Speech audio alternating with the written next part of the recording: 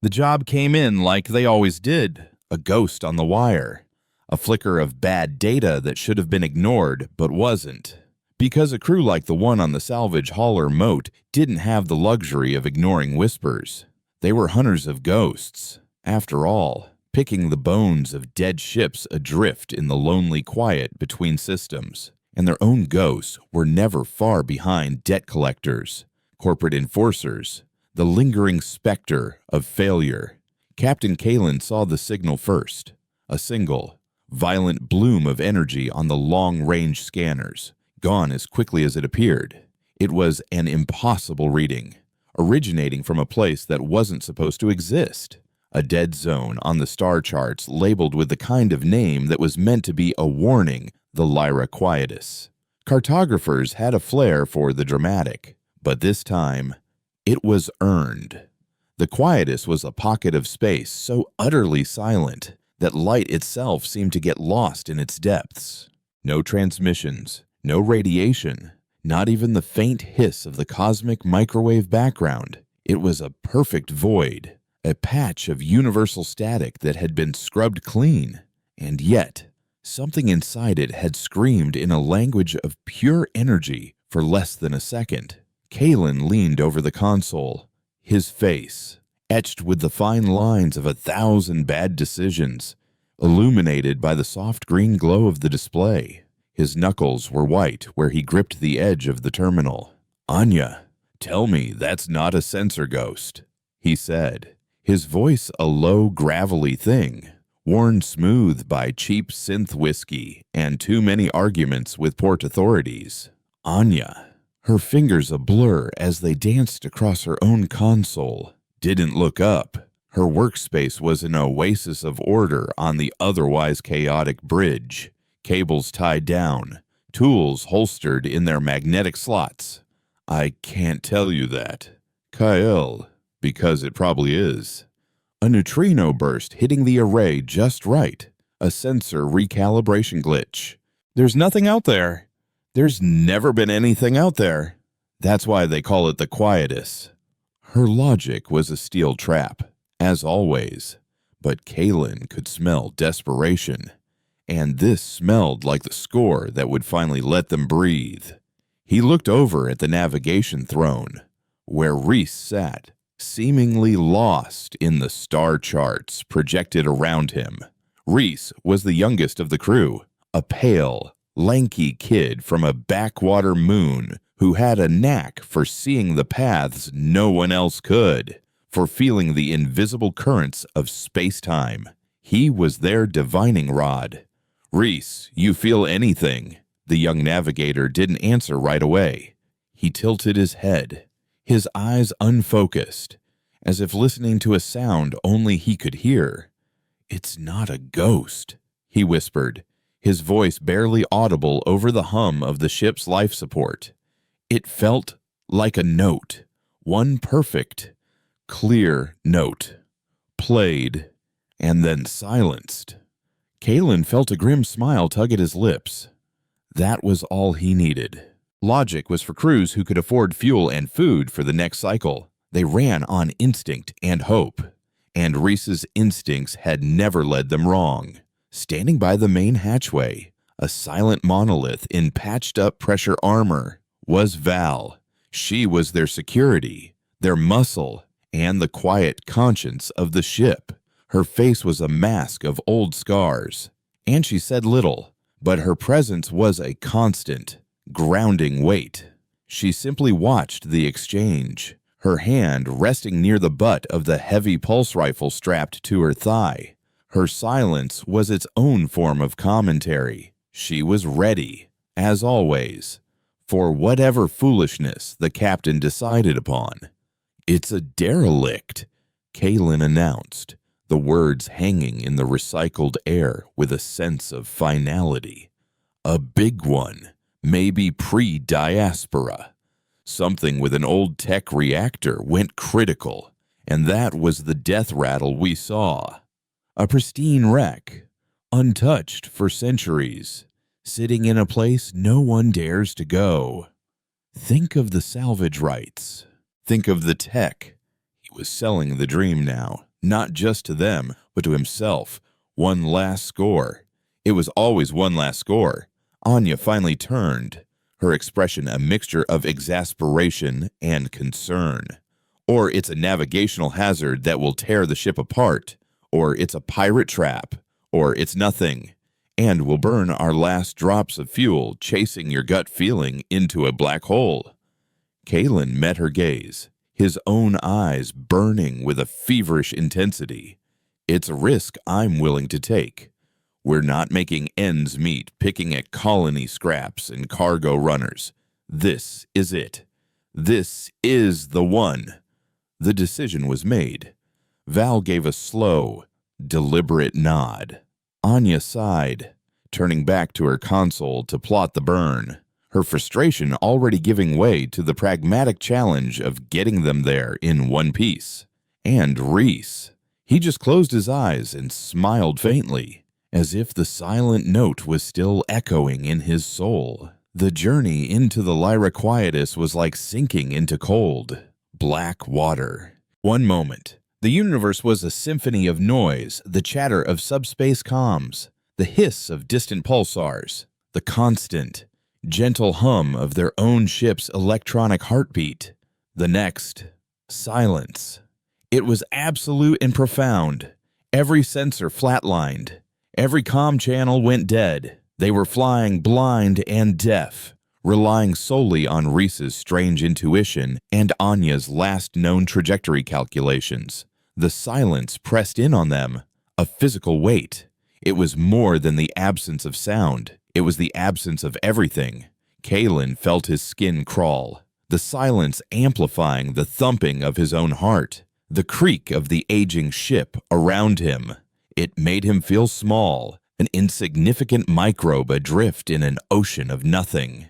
Days bled into one another, marked only by the ship's chronometer and the rotation of their shifts. The mood on the moat grew heavy, the oppressive quiet fraying their nerves.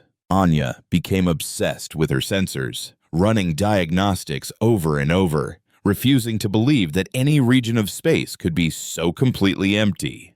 Kalen found himself staring into the void of the forward viewport for hours, his mind playing tricks on him, seeing phantom shapes moving in the peripheral darkness. Val methodically stripped and cleaned every weapon on the ship, her calm, repetitive actions a bulwark against the creeping dread. Only Reese seemed at peace. He spent most of his time in the navigator's throne, humming a strange, melodic tune. It was a complex, layered harmony that seemed to have no beginning and no end. "Where did you learn that song?" Anya asked him once, her voice sharp, breaking the tense quiet of the bridge. Reese looked at her, his eyes clouded over. "I don't know," he confessed, a flicker of confusion crossing his face. "It's just there. Can't you hear it? They couldn't. To them." He was just humming into the void. But he claimed he could hear the quietus. He said the gravitational waves the charts had dismissed as anomalies were structured, patterned, like a symphony played on the fabric of space itself. He was navigating by its silent music. Then, after what felt like an eternity, he pointed a trembling finger at the viewport. "There," he breathed. At first, they saw nothing but the same suffocating blackness. But as the moat drifted closer, a shape began to resolve itself, not by reflecting light, but by obscuring it. It was a hole in the stars, a silhouette of impossible geometry. It wasn't a ship, not in any way they understood. It was vast, miles long, a single, seamless structure of what looked like obsidian, carved into flowing or by organic shapes that defied Euclidean logic. Crystalline spires, like frozen lightning, grew from its hull at unnatural angles, absorbing the faint, distant starlight and leaving only perfect blackness in their wake. There were no lights, no visible engines, no communication arrays, but the most disturbing feature was the damage. Huge, gaping wounds marred its otherwise perfect surface. But they weren't impact craters or blast marks. The edges of the holes were twisted and peeled back, as if the vessel had been torn open from the inside. It looked like a tomb, a monument to a forgotten god that had tried to claw its way out. "My God," Kalen whispered, the words catching in his throat. "The salvage of a lifetime, a ship of unknown origin, of a technology so advanced it was indistinguishable from art." Anya's hands flew across her console, trying to coax a reading, any reading, from the dead machine. Nothing. No energy, no radiation, no magnetic field. It's colder than the void around it. It's a ghost. But Kalen knew it was real. He could feel its immense, silent presence. "We're going in," he said, his voice firm. "Val, Reese, you're with me. Anya, you have the bridge. Keep the engines warm. If you hear so much as a peep from us that doesn't sound right, you get us out of here." Anya nodded, her face pale. The usual fire in her eyes was gone, replaced by a cold, primal fear. As Kalen and Val began checking their pressure suits in the airlock, Reese lingered by the viewport, his gaze fixed on the derelict. "It's not dead," he said quietly. "It's dreaming." Val paused her checks, her helmet half on, and looked from Reese to the ship. She said nothing, but her hand once again drifted down to rest on the grip of her rifle. In the airlock, the familiar hiss of pressurization felt different this time. Not a promise of adventure, but a final, somber breath before a plunge. Kalen sealed his helmet, the world muting to the sound of his own breathing. He gave Val a thumbs up. She returned it. He turned to the outer door controls, but paused. Something was wrong. He glanced at the mission timer on his suit's display, read 3 minutes since they'd entered the airlock. But it felt longer, much longer. He shook his head, blaming the oppressive silence, the strain. Then, over the private comm in his helmet, Anya's voice came through, strained and thin. "Kyle, you need to see this." He turned back toward the bridge viewport. "What is it?" There was a pause, and when she spoke again, her voice was trembling. "The chronometer. The main ship chronometer. I was running a deep system diagnostic and found a corrupted log file. There was a temporal discrepancy when we entered the quietus. A time slip. According to the ship's internal atomic clock, we haven't been in here for days. We've been in here for 3 years. Kalen's blood ran cold. It was impossible. They had supplies for a month, maybe 2. They would have starved. They would have noticed. But as he tried to process the absurdity, a new voice crackled over the comm, staticky and distorted, as if coming from an immense distance. It was Reese's voice, but it wasn't. It was layered, echoed, a chorus of whispers speaking as one. "Time is different here," the voice said, and it sounded ancient and patient. "It's just part of the music." Kalen whirled around to face Reese, who was standing just outside the airlock, his back to them, still staring at the silent, dreaming ship.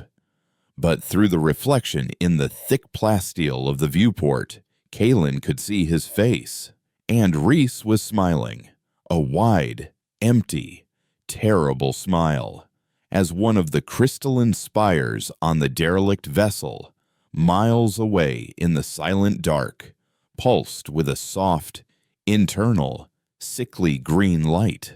The silence in Kalen's helmet was suddenly a universe away from the silence of the quietus. In his ears, there was only the frantic, ragged sound of his own breathing and the frantic thumping of his own heart, a desperate drumbeat against the void. 3 years, the words echoed, nonsensical and yet chillingly absolute. He felt a wave of vertigo, the cramped space of the airlock tilting around him.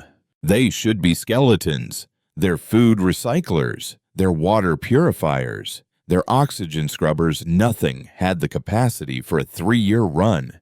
Yet here they were, breathing, living, arguing. The impossibility of it was a heavier weight than any pressure door. "Anya, run it again," he commanded, his voice tight, strained. "There's a decimal point in the wrong place. It's a system error." He needed it to be an error. Val, ever the rock, had already cycled the inner airlock door. It slid open with a pneumatic hiss that sounded deafeningly loud, revealing the bridge and the boy who was no longer just a boy. Reese stood with his back to them, a slender silhouette against the impossible.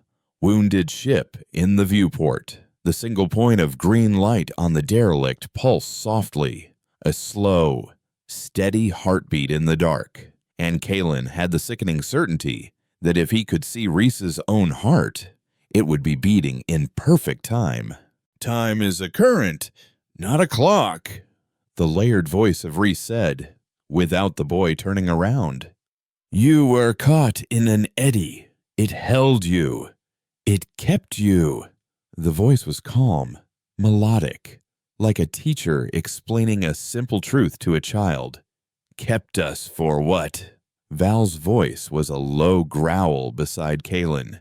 She had moved with a fluid economy of motion, her pulse rifle now unslung and held at a low ready, the muzzle pointed at the deck but prepared to rise in a fraction of a second.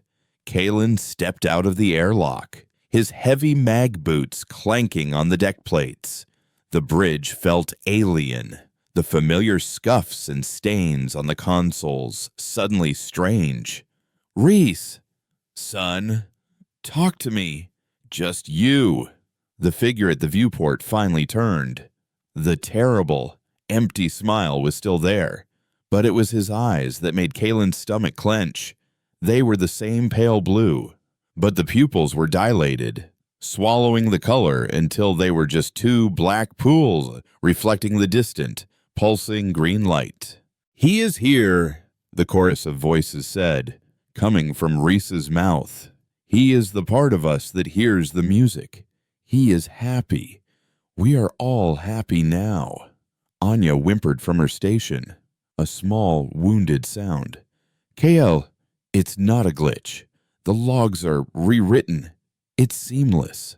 According to every system on this ship, we left port 3 years, 1 month, and 6 days ago. Our nutrient paste reserves are at 4%. The water reclamation system is 98% degraded. We're running on fumes and ghosts."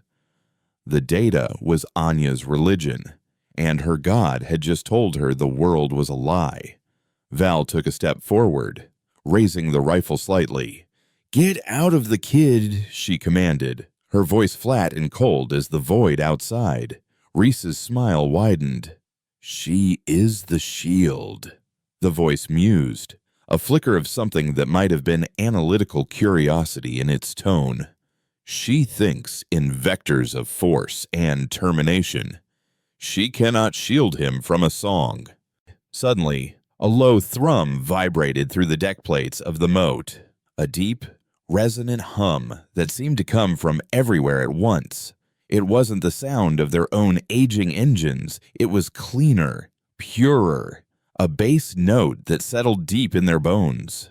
On the viewport, the derelict answered, a section of the seamless, obsidian hull began to retract, peeling back in silent, intricate layers like the petals of a black flower. It opened into a maw of perfect darkness, a hangar bay or a docking port, vast enough to swallow the moat whole. From the depths of that opening, the green light intensified, not as a harsh beam, but as a soft, welcoming glow that spilled out into the void, illuminating the space between the two ships.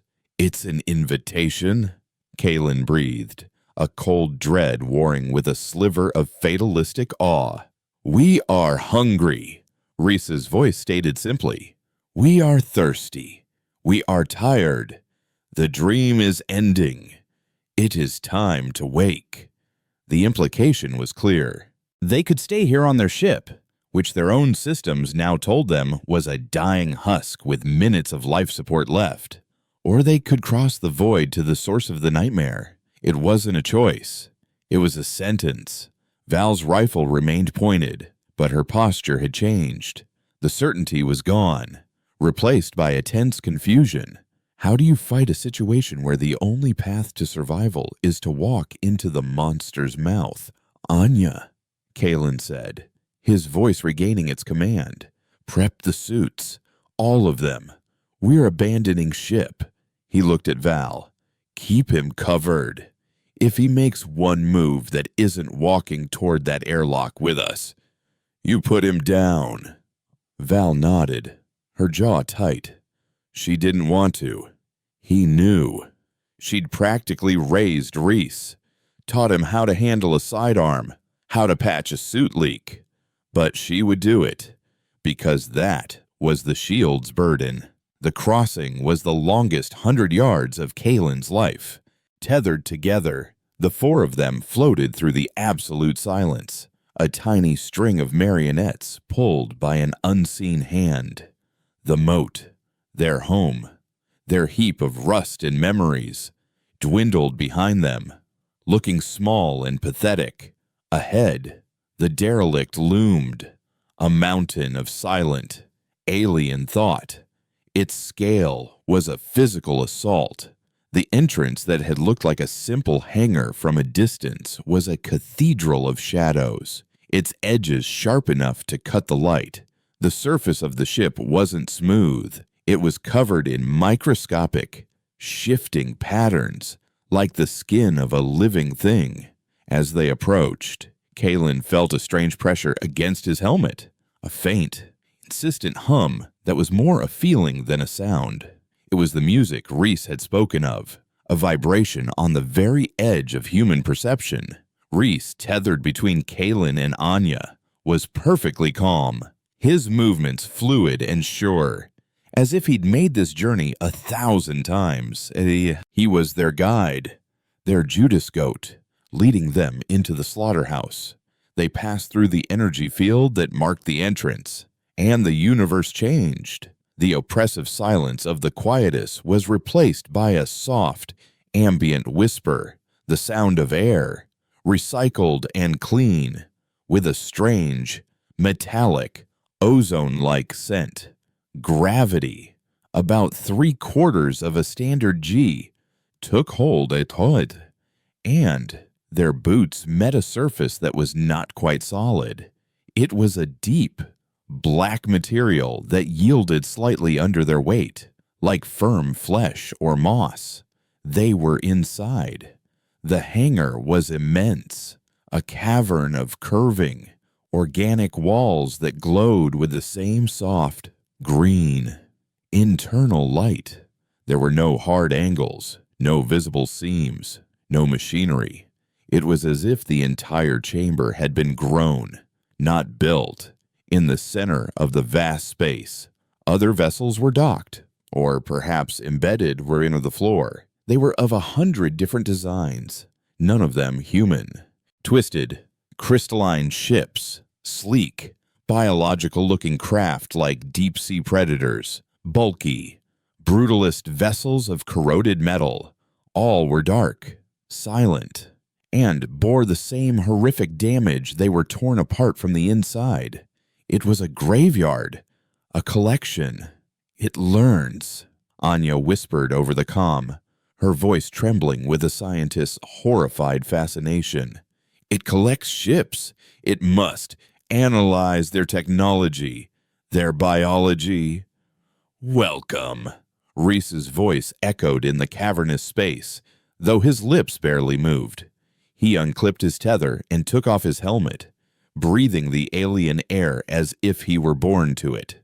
His empty, smiling face looked impossibly small in the vastness of the chamber. He turned and began to walk, his footsteps making no sound on the soft floor. He led them away from the graveyard of ships, down a wide, curving corridor whose walls pulsed with a slow, rhythmic light, like a sleeping leviathan's arteries.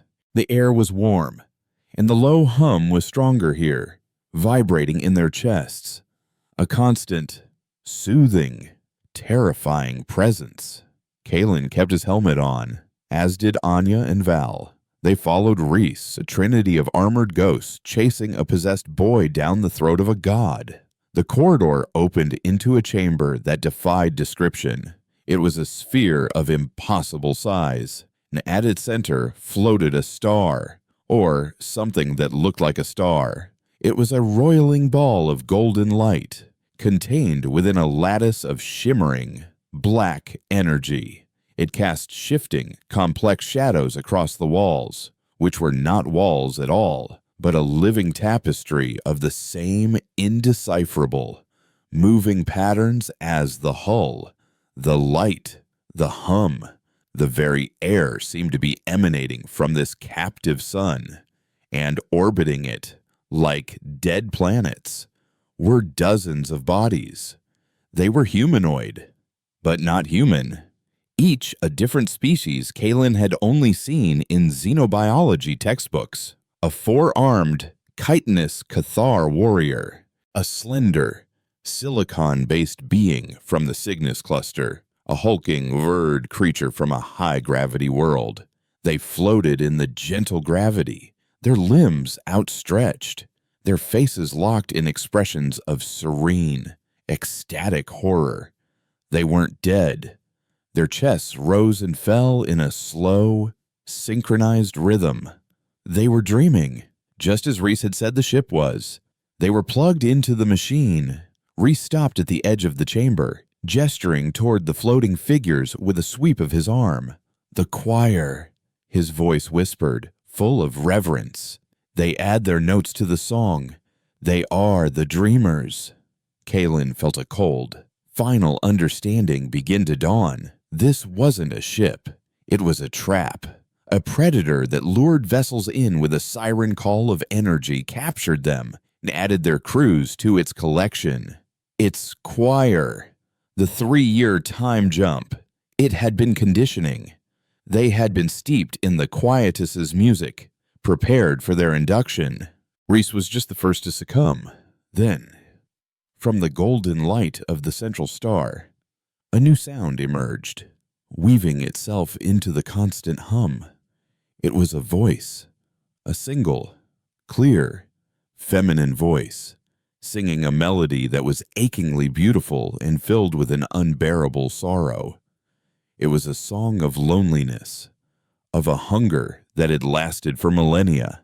Val raised her rifle, aiming it not at Reese, but at the floating star. "What is this place?" she demanded. Reese turned his head, his black eyes fixing on her. The smile was gone, replaced by a look of pity.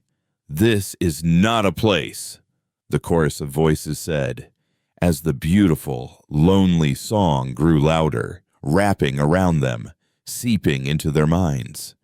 "This is the composer," and from behind the captive star, a shadow moved, detaching itself from the impossible architecture of the sphere. It was slender and graceful and utterly inhuman, and as it drifted into the light, Kalen saw that it had been watching them the entire time. The being that emerged from the shadows behind the captive star was a creature of elegant horror. It was humanoid only in the loosest sense, with a long, slender torso, 2 arms, and 2 legs, but the resemblance ended there. Its body was forged from the same living, obsidian material as the ship itself, its surface a flowing, shifting tapestry of iridescent patterns. It had no face, only a smooth, featureless head that tilted with an unnerving, bird-like curiosity. Where a mouth should have been, there was only a complex, crystalline structure that pulsed with the same golden light as the central star. And, from this structure, the beautiful, sorrowful song emanated, a melody that resonated not in their ears, but directly in the bones of their skulls. This, Kalen knew with a certainty that defied logic, was the consciousness of the vessel, the mind in the machine, the composer. It drifted toward them, its movements impossibly fluid, less like swimming and more like it was simply choosing a new place to exist. And reality complied. Its limbs ended not in hands or feet, but in long, tapering points that seemed to fade into nothingness. The song it sang shifted subtly as it approached, weaving new threads of inquiry into its ancient lament. Kalen felt the melody probing at his thoughts, not with malice, but with an immense, patient curiosity, like a biologist examining a new and fascinating specimen. Val stood her ground, her rifle tracking the creature's slow, deliberate advance. Her knuckles were white, but her aim was steady. "Talk to me, Kyle," she said, her voice a low, urgent murmur over the private comm. "What's the play? Do I shoot it?" Kalen's mind raced, his survival instinct screaming at him to open fire, to do something violent and decisive. But the creature wasn't threatening them. It was observing. The bodies floating in the chamber, the choir, were not in agony. Their faces, though alien, held expressions of a strange, placid bliss. They were batteries, perhaps, or processors, part of the living computer that was this entire vessel. "No," Kalen answered, the word tasting like ash in his mouth. "Don't shoot." "Not yet. It's trying to communicate." The composer's song was a language of pure emotion and abstract concepts. It spoke of an immense, crushing loneliness that had spanned eons. It showed them flashes of a universe that was young and chaotic, of titanic cosmic wars fought with weapons that could unmake stars. It spoke of its own creation, not as a machine built by hands, but as a seed that had grown in the corpse of a dead god. It was a scavenger, a survivor, a lonely archivist sailing a silent, empty sea. It did not think in terms of good and evil, only of harmony and dissonance. Dissonance was the chaotic, meaningless noise of the universe. Harmony was the song it was building, a symphony of consciousness, of experience, of life itself. The choir was not a collection of prisoners. They were the instruments. Each mind, each life, was a unique note added to the ever-growing composition. "It wants us to join them," Anya whispered, her face a mask of horrified comprehension. She was seeing it too by feeling the terrible seductive logic of the composer's song. "It's offering immortality today, a place in the music, to be a part of something eternal." Reese Fuentes, still standing at the edge of the chamber, nodded slowly, his empty smile returning. "It is beautiful," the layered voice sighed. "To be heard, to be remembered forever." The composer stopped a dozen yards from them, its featureless head tilted as it focused its attention, its song, on Kalen. He felt it more keenly now, a direct address. The melody wrapped around his memories, pulling them to the surface. It showed him the grimy orphanage on Titan where he'd grown up, the sting of hunger, the thrill of his first stolen ship. It showed him the faces of his first crew, lost to a pirate attack in the belt. It showed him every failure, every compromise, every lonely night staring out at the uncaring stars. And then it offered him an alternative. It showed him a vision of a consciousness without pain, without loss, without the grinding friction of individual existence. It offered him peace, a final, perfect chord. For a terrifying second, he wanted it.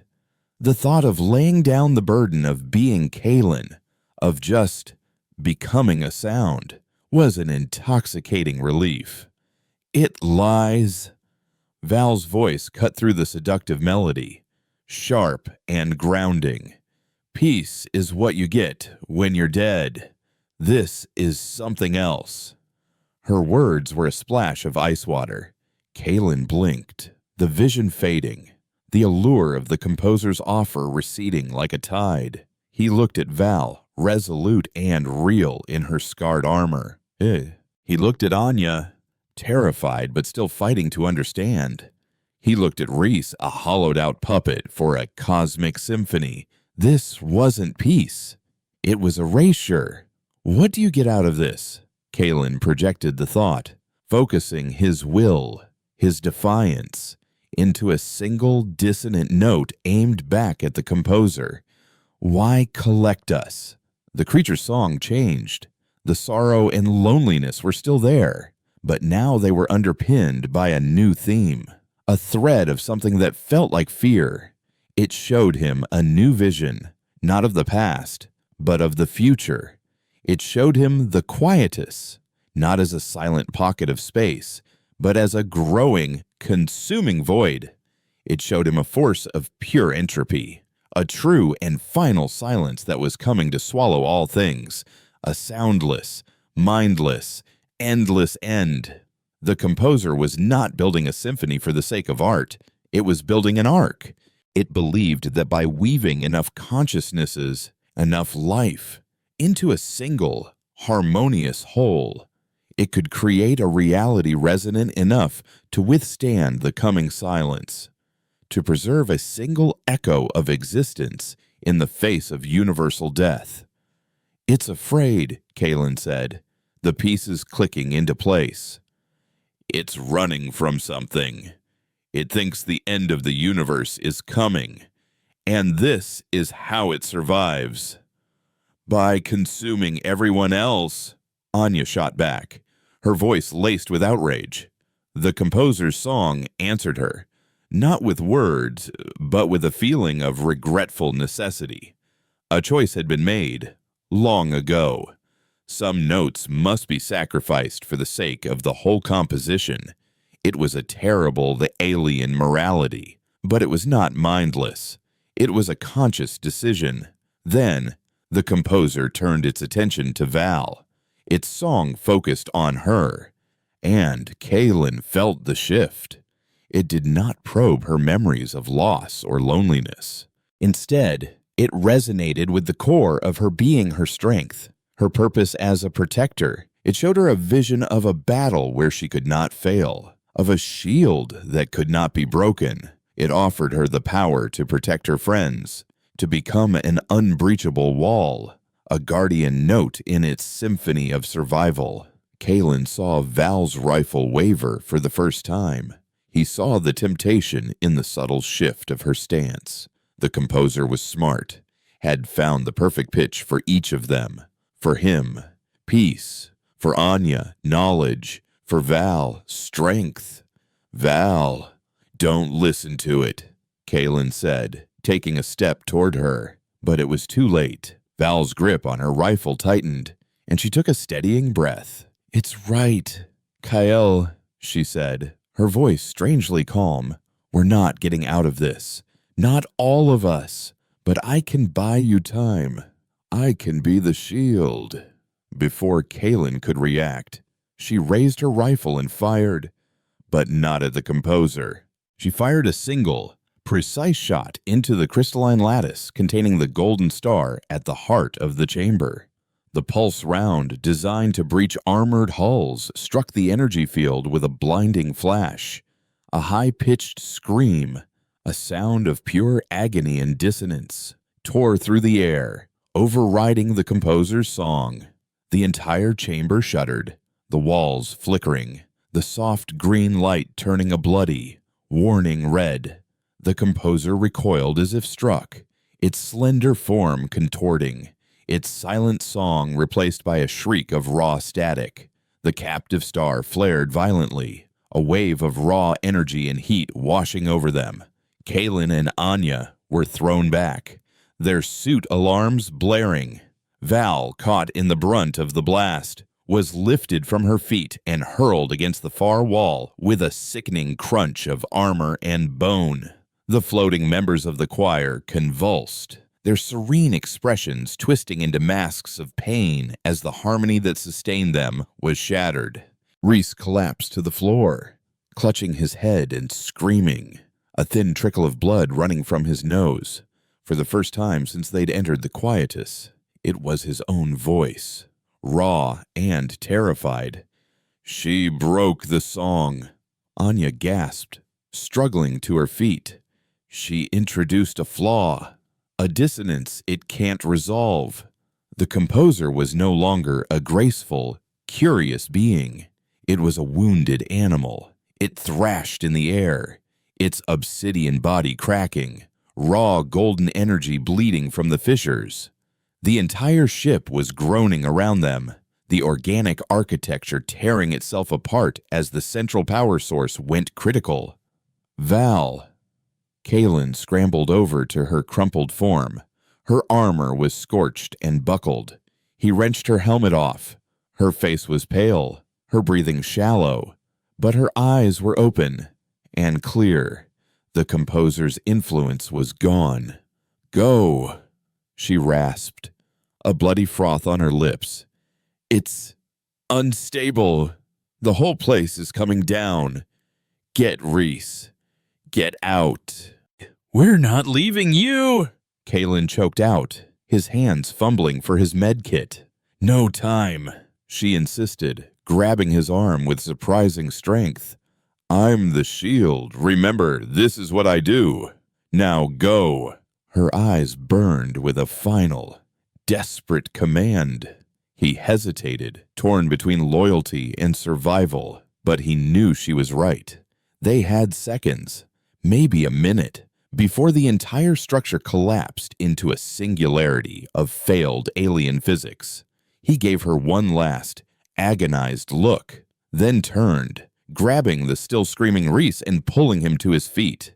He and Anya half-dragged, half-carried the disoriented navigator back the way they came, stumbling through the now darkening, shuddering corridors. Behind them, the composer's shriek of static rose in pitch, and the golden light of the dying star went supernovously, engulfing the chamber, and the woman who had sacrificed herself to break its perfect, terrible song. The escape was a frantic, stumbling nightmare through the dying behemoth. The corridors, once glowing with a soft, organic light, were now spasming between pitch blackness and the angry, strobing red of a ship tearing itself apart.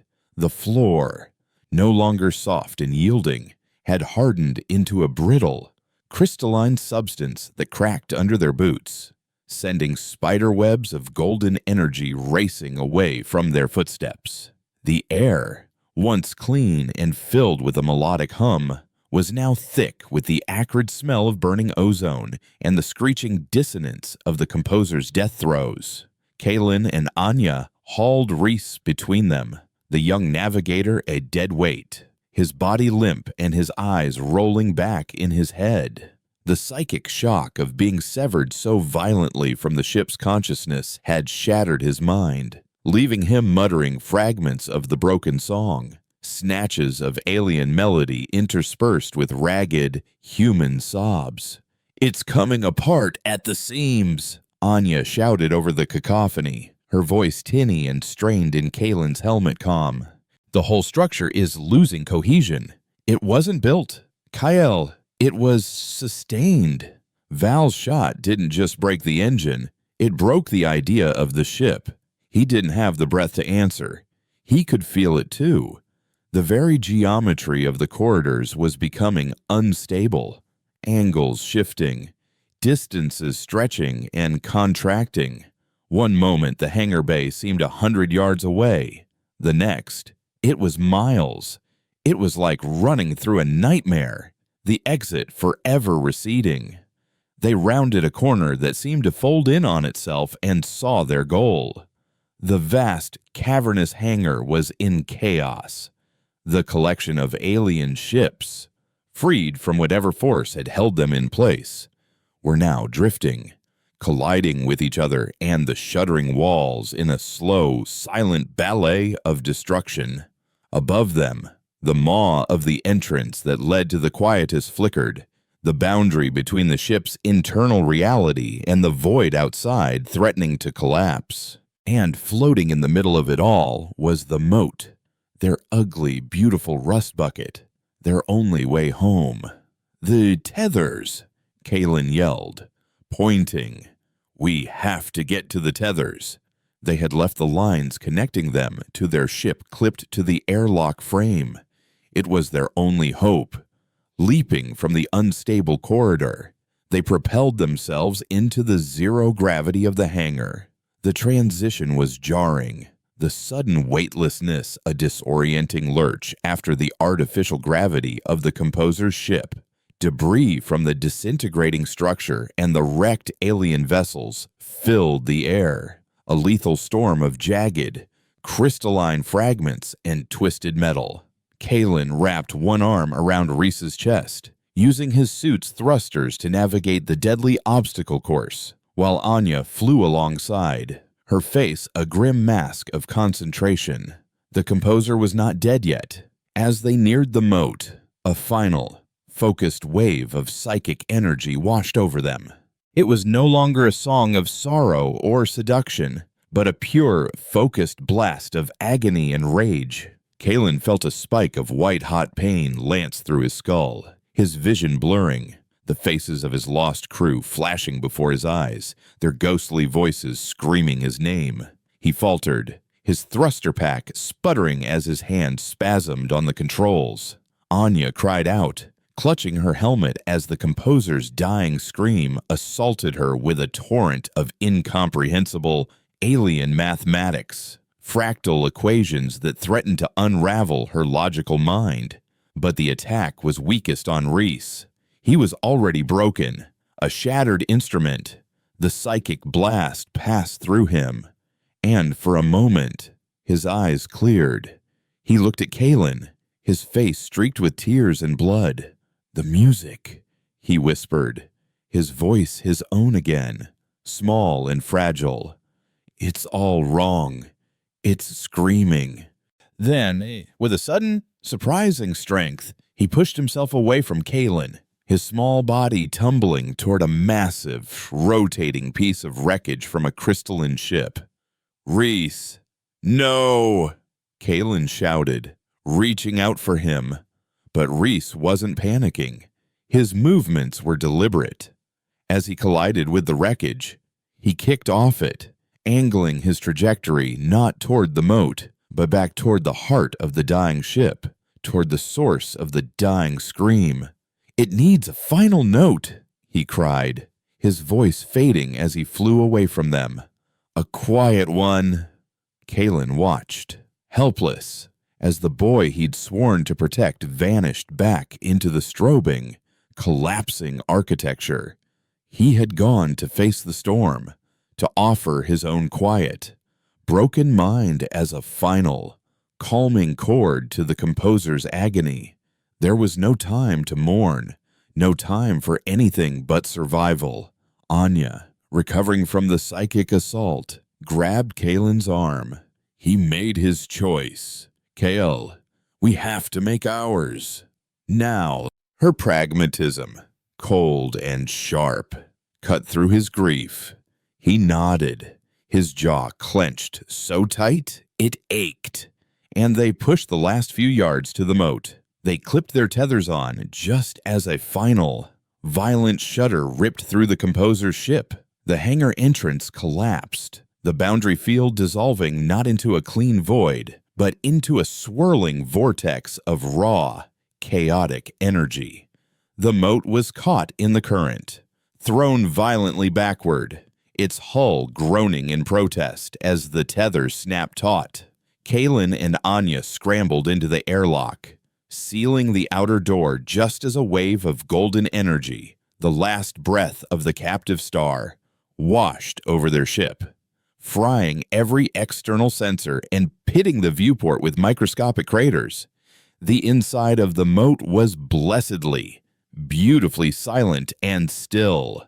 For a moment, they just floated in the airlock, the adrenaline draining away, leaving a hollow, aching emptiness. 2 went out. 4 came back. 2 came home. "Anya," Kalen said, his voice hoarse. "Status." She pushed off the wall and floated to the bridge, her movements weary.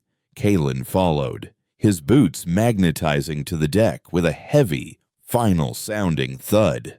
The bridge was a mess of error messages and fried circuits. The main viewport was opaque, fused over by the energy blast. They were blind. "Engines are functional," Anya reported, her fingers flying across a still-working auxiliary console. "Life support is stable. Navigation is a total loss. Every external sensor, every antenna is slag. So, we're alive, but we're lost," Kalen summarized, sinking into his captain's chair, which squeaked in protest. He looked at the empty navigator's throne, at the faint, humming tune that would never fill the bridge again. He looked toward the sealed weapons locker and thought of the shield, who was now just a memory, a ghost in a dying alien machine. Anya worked in silence for what felt like hours, coaxing the ship's damaged systems, rerouting power, trying to find a single star they could recognize. But there was nothing.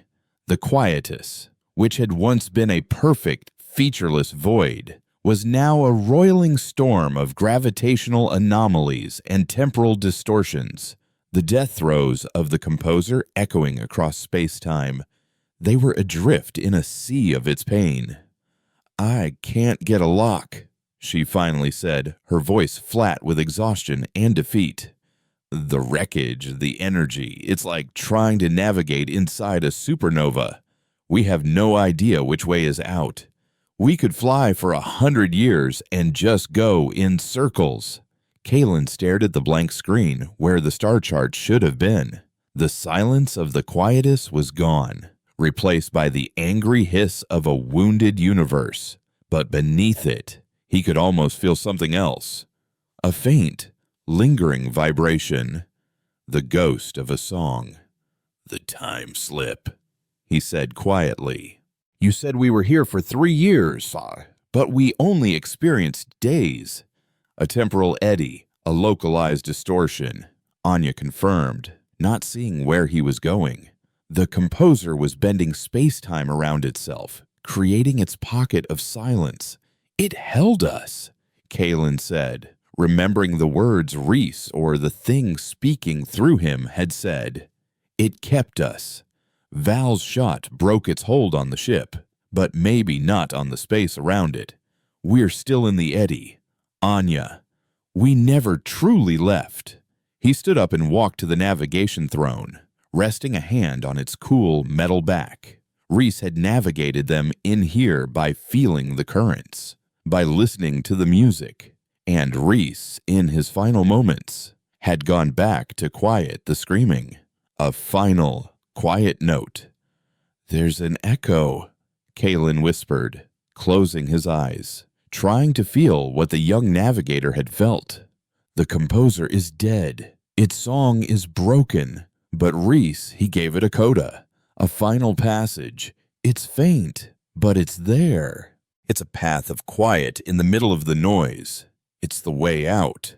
Anya stared at him, her logical mind warring with the impossible truth of their situation.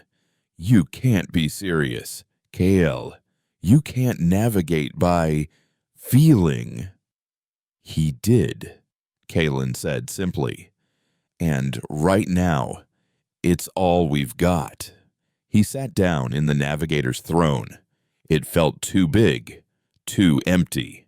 He took a deep breath, trying to shut out the hiss of static, the alarms, the grief. He tried to listen, not with his ears, but with his gut, with the part of him that had always run on instinct and bad decisions. And as he focused, he began to feel it.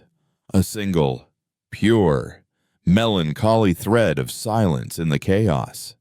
It was Reese's last gift, a path woven from his own quieted mind, leading them away from the heart of the storm. "I've got it," he said, his voice filled with a fragile, newfound certainty. He reached for the engine controls. Anya, hold on. She didn't argue. She simply strapped herself into her chair, her eyes fixed on his face, her faith, for once, placed not in data, but in the ghost of a song. Flying the moat was no longer a matter of astrogation. It was an act of faith. Kalen sat in the navigator's throne, a place he had no right to be, his eyes closed, his hands hovering over controls he barely understood. He was chasing a ghost, a thread of silence woven through a maelstrom of cosmic screaming. The ship protested every command, its damaged engines whining, its hull groaning as it was buffeted by gravitational tides and waves of raw energy. He couldn't see the path, but he could feel it. A narrow, placid river in the heart of a hurricane. It felt cold, serene, a stark contrast to the chaotic fury that raged just beyond its invisible banks. Hard to port, he'd murmur, and Anya, her face illuminated by the red glow of a dozen critical error warnings, would translate his intuition into action, her fingers a blur on the manual thruster controls. The pressure on the starboard hull is reaching critical limits, she'd report HFY, her voice a strained, steady anchor in the madness. I feel it, he'd answer. Just a little longer. Stay in the quiet. The quiet was Reese. Kalen understood that now. The boy hadn't just died. He had become his final act. He had offered his own consciousness as a sacrifice, not to fight the composer's rage, but to soothe it, to give its dissonant scream a final, resolving chord of peace. They were flying through the boy's last thought, his final gift. Hours bled into an eternity. They didn't speak of Val or Reese. Their names were too heavy to carry while balancing on this knife's edge of silence. Their absence was a physical presence on the bridge, a hollow space defined by two empty chairs. Kalen felt every lurch of the ship as a personal failure, every alarm as an accusation. He had been the captain. He had brought them here. He had led his family into the maw of a forgotten god. The only penance was to follow the ghost of the boy he'd lost and bring the one person he had left home. Something's changing, Anya said, her voice sharp, cutting through his concentration. The anomalies are weakening. The energy readings are normalizing. Kalen opened his eyes. He felt it too. The thread of silence was widening, the chaotic noise around them fading, receding like a terrible tide. He pushed the main drive, a desperate gamble with their last reserves of fuel. The moat shuddered, screamed, and surged forward. For one blinding, terrifying moment, the fused viewport in front of them glowed with an impossibly bright golden light, the final, lingering echo of the composer's soul. Then it was gone, and the universe returned. Stars, billions of them, pinpricks of cold, clean, blessedly mundane light against a backdrop of simple, honest black. On the comms panel, a single green light flickered to life, the first sign of a standard subspace beacon. The sudden rush of normalcy was so violent, it was disorienting. They were out. They had survived. The silence that fell on the bridge then was deeper than the quietest had ever been. It was a silence born of exhaustion, grief, and the chasm that now separated the two of them from the rest of the human race. Anya unstrapped herself and floated over to the viewport, running a gloved hand over the scarred, pitted surface. "Real stars," she whispered, the words fogging the inside of her helmet. Kalen couldn't move. He sat in the navigator's throne, the ghost of Reese's quiet path still tingling in his senses. He felt empty. The driving purpose of the escape was gone, and in its place was the vast, cold reality of their loss. He had done it. He had gotten them out. And he had never felt more like a failure. They drifted for a full day, making minimalist repair, coaxing the ship's core systems back to a semblance of life. They spoke only when necessary, in clipped, functional sentences. Power converter is stable. Recycler is at 60%. I've patched the coolant leak. They were avoiding the conversation that hung between them, the one that began with, "What now?" and ended in a place neither of them was ready to face. Finally, with the ship limping but alive, Anya brought him a cup of nutrient paste. He was still in the navigator's chair. She pulled up a portable diagnostic stool and sat opposite him, in the space where Val's imposing form should have been. "The log is a disaster," she said softly, breaking the unspoken truce. "It still reads 3 years. There are gaps, corrupted files, phantom energy readings from the moment we entered the quietus. No one will make sense of it." Kalen stared into the gray sludge in his cup. "Maybe it's not supposed to make sense." "What do we tell them?" Anya asked, her voice cracking for the first time. "When we finally limp into a port, what's the story? We found a living ship that ate our friends, and we escaped by following a ghost. They'll lock us in a psych ward." "We tell them there was an accident," Kalen said, the lie feeling thin and brittle. "A reactor breach on a derelict we were salvaging. Val and Reese. They didn't make it." He said their names, and the sound of them in the quiet bridge was a physical blow. Anya squeezed her eyes shut, and a single tear escaped, tracing a path through the grime on her cheek. "It feels wrong," she whispered, "to erase them like that. To erase all of it." Kalen looked at her, at the fierce, brilliant scientist who had been forced to witness a truth that defied every law she held sacred. He saw his own exhaustion, his own grief, reflected in her eyes, and he knew the lie wasn't enough. They couldn't erase it. It had been burned into them. He reached over to a secondary console and brought up the ship's core memory bank. With a few keystrokes, he initiated a full data purge of the mission logs, starting from the moment they had first seen the impossible energy bloom. Every sensor reading, every corrupted timeline, every trace of their 3-year ghost journey into the Lyriquiatus. He wiped it all. "It's not erased," he said, as the progress bar crawled across the screen. "We're the log now.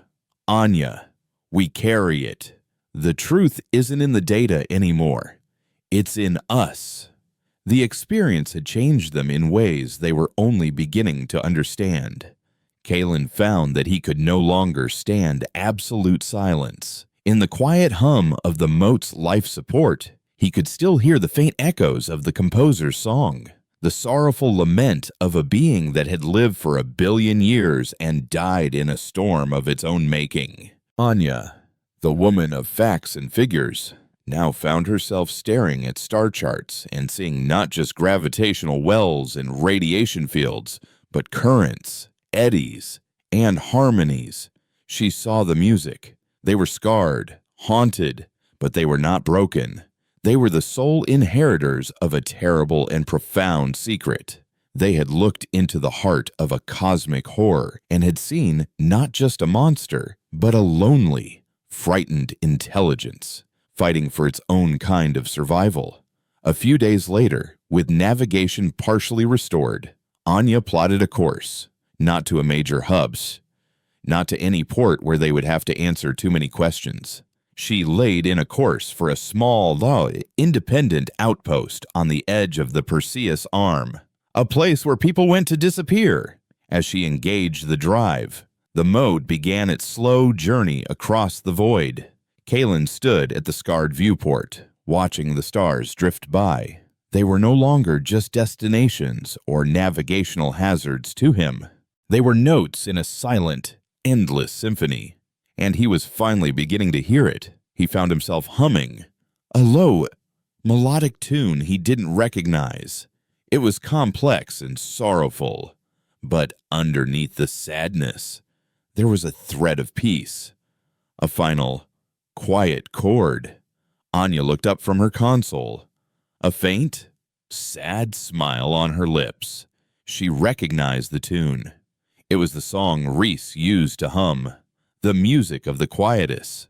It was their ghost, their burden, and their benediction. They were two survivors in a sea of stars, forever changed, forever listening to a song that no one else could hear. They were the keepers of the silence, and their long, quiet journey had only just begun.